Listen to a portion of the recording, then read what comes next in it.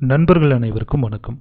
போன வீடியோவில் நாம் சிம்பிள் சென்டென்ஸை எப்படி ப்ரெசன்ட் பாஸ்ட் ஃப்யூச்சர் சென்டென்ஸாக எழுதுறது அப்படிங்கிறத பார்த்துருந்தோம். அதுவும் வேர்ப்ஸ் வாக் அப்படிங்கிற ஒரு வேர்பை வச்சு V1 V2 ஃபார்மேட், அதே மாதிரி ஃப்யூச்சரில் வில் ப்ளஸ் V1 ஃபார்மேட் வச்சு எப்படி எழுதுறதுங்கிறத பார்த்துருந்தோம். இந்த வீடியோவில் நம்ம பார்க்க போகிறது பர்ஃபெக்ட் சென்டென்ஸை எப்படி ப்ரெசன்ட் பாஸ்ட் ஃப்யூச்சரில் எழுதுறது அப்படிங்கிறத பார்க்க போகிறோம்.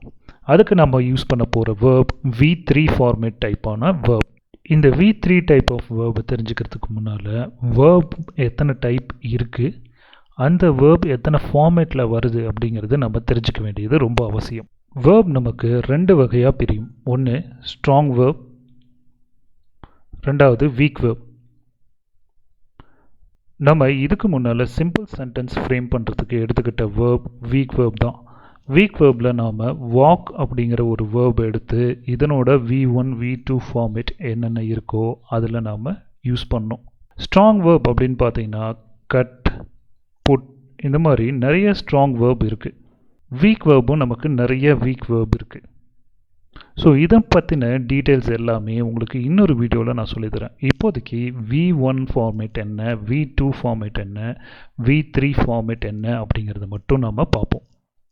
ஸ்ட்ராங் வேர்ப் பொறுத்த வரைக்கும் நமக்கு V1 V2 V3 ஃபார்மேட்டுங்கிறது நமக்கு பெருசாக சேஞ்ச் ஆகாது. வீக் வேர்பை பொறுத்த வரைக்கும் ஒரு வேர்ப் வாக் அப்படின்னு இருக்குன்னா அந்த வேர்ப் V1ங்கிறது ப்ரெசண்ட்னு எடுத்துப்போம். அதில் நமக்கு வாக் அப்படின்னே வரும். அதுவே ரெண்டாவது V2 அப்படிங்கிறது பாஸ்ட். இதில் நமக்கு வாக்ட் அப்படின்னு வரும், ED சேர்த்த மாதிரி வரும். அடுத்தது மூணாவதாக இருக்கிறது பாஸ்ட் பார்ட்டிசிபிள். V3 ஃபார்மேட் அப்படின்னா பாஸ்ட் பார்ட்டிசிபிளை நம்ம V3 ஃபார்மேட் அப்படின்னு சொல்லுவோம். ஸோ இந்த ஃபார்மேட்லேயும் நமக்கு வீக் வேர்ப் பொறுத்த வரைக்கும் எல்லா வேர்ப் கூட ED சேர்ந்த மாதிரி இருந்ததுன்னா அதுக்கு பேர் பாஸ்ட் பார்ட்டிசிபிள் V3 ஃபார்மேட். இந்த ஃபார்மேட்டை வச்சு தான் நாம் இப்போ பார்க்க போகிற பர்ஃபெக்ட் சென்டென்ஸ் இருக்க போகுது. பர்ஃபெக்ட் சென்டென்ஸை பொறுத்த வரைக்கும் நாம் எப்பயுமே V3ங்கிற வேர்பை மட்டும்தான் யூஸ் பண்ணுவோம். அது ப்ரெசன்ட் பர்ஃபெக்டாக இருந்தாலும் சரி, பாஸ்ட் பர்ஃபெக்டாக இருந்தாலும் சரி, ஃப்யூச்சர் பர்ஃபெக்டாக இருந்தாலும் சரி, ஒரே ஒரு வேர்ப் V3 ஃபார்மேட்டில் தான் நாம் பயன்படுத்துவோம். ஆனால் எப்பயுமே பர்ஃபெக்ட் சென்டென்ஸ் பொறுத்த வரைக்கும் நமக்கு இந்த ஹேவ், ஹேஸ் அப்படிங்கிற ஹெல்பிங் வேர்ப், அதர்வைஸ் ஹேட் அப்படிங்கிற ஹெல்பிங் வேர்ப், இல்லைனா வில் ஹேவ் அப்படிங்கிற ஹெல்பிங் வேர்ப் கண்டிப்பாக இருக்கணும். அப்போ தான் நம்மளால் பர்ஃபெக்ட் சென்டென்ஸை ஃப்ரேம் பண்ண முடியும். ப்ரெசன்ட் பர்ஃபெக்ட் சென்டென்ஸ் பொறுத்த வரைக்கும் நமக்கு சப்ஜெக்ட் இருக்கணும், அதே மாதிரி ஹெல்பிங் வேர்பான ஹேவ் இருக்கணும், அதுக்கு அடுத்தது V3 ஃபார்மேட்டில் இருக்கிற வேர்ப் இருக்கணும். நம்ம ஏற்கனவே டீச் பண்ணியிருக்கோம் இந்த வாக்ட் அப்படிங்கிற V3 ஃபார்மேட் பாஸ்ட் பார்ட்டிசிபிளை மென்ஷன் பண்ணுது. ஸோ இங்கே ரீசன்ட்லி அப்படிங்கிறது ஆப்ஜெக்ட். ஸோ இந்த மாதிரி சென்டென்ஸ் ஃபார்ம் ஆச்சுன்னா இதுக்கு பேர் ப்ரெசன்ட் பர்ஃபெக்ட் சென்டென்ஸ். அடுத்தது நம்ம பார்க்க போகிற sentence past perfect sentence. Past perfect sentence பொறுத்த வரைக்கும் நமக்கு சப்ஜெக்டாக I இருக்குது, அதே மாதிரி ஹேட் அப்படிங்கிறது ஹெல்பிங் வேர்ப் இருக்குது, அதுக்கு அடுத்தது வாக்ட் அப்படிங்கிறது past participle V3 format verb இருக்கணும். ஸோ பிஃபோர் ஐ ஸ்லெப்ட் அப்படிங்கிறது ஆப்ஜெக்டாக எடுத்துக்கோங்க.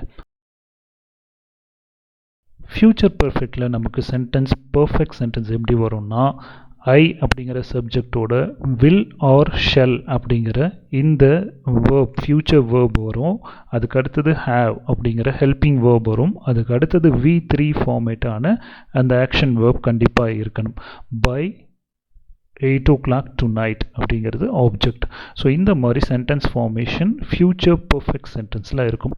ப்ரெசன்ட் பர்ஃபெக்ட் சென்டென்ஸை நம்ம ஒரு ஆக்ஷன் இப்போ முடிச்சிருப்போம், அந்த ஆக்ஷனை சொல்கிறதுக்காக நம்ம பயன்படுத்தலாம்.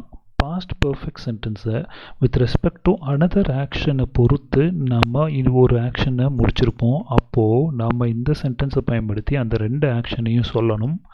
அதே மாதிரி தான் ஃப்யூச்சர் பர்ஃபெக்ட் சென்டென்ஸும் ஒரு ஆக்ஷன் இன்னொரு ஆக்ஷனை பேஸ் பண்ணி ஃப்யூச்சரில் முடிக்க போகிறோம் அப்படிங்கிறத சொல்கிறதுக்கு ஃப்யூச்சர் பர்ஃபெக்ட் சென்டென்ஸை பற்றி நம்ம சொல்லியிருப்போம்.